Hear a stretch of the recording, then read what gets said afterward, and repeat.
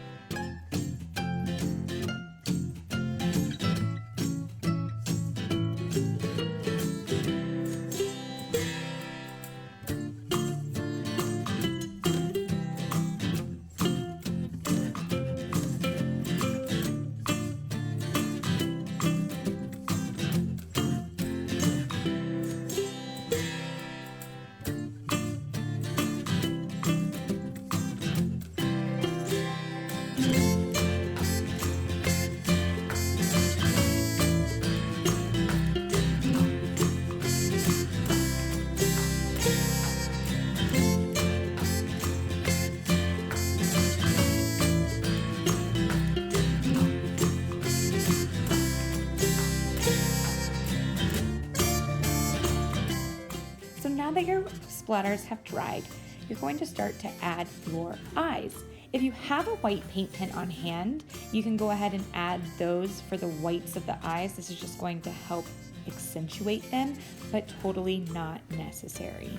Some of your blobs, you may want to have one eye, two eyes, closed eyes. That blue one even has three. These are your critters, so have fun with them. The next step is to take a black pen. You're going to start adding smiles or frowns, spiky teeth, curved teeth. In this one, I'm filling in the mouth but leaving the tooth just the color of the painted blob. I'm adding some horn details. The cool part is when you look at your blob, if you feel like the splatters are speaking to you and they look more like an arm or they look like crazy hair, you can add some of the black line details to really accentuate them and make those really stand out. For this critter, I'm starting to add 2 stick arms and fingers and then some fun little dancing legs.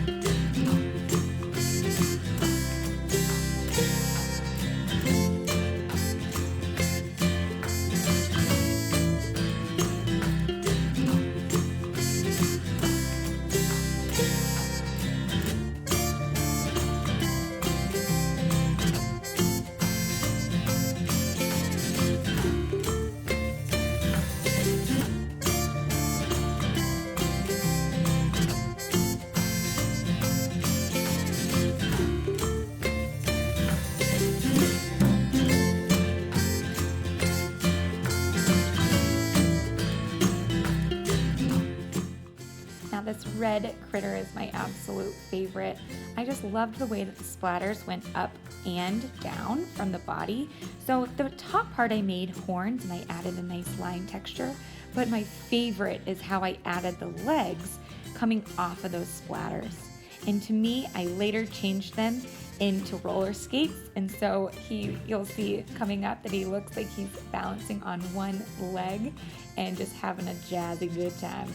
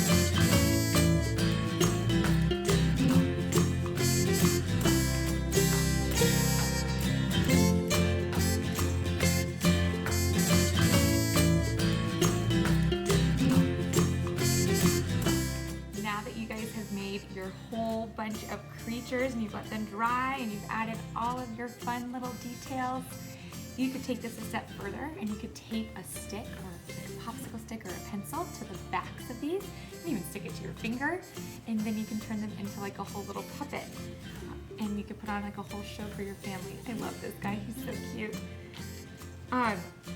There's a great book that this is also related to. It's called Splatter. I have attached a link to the lessons right underneath this video, so if you want to check that out, go for it.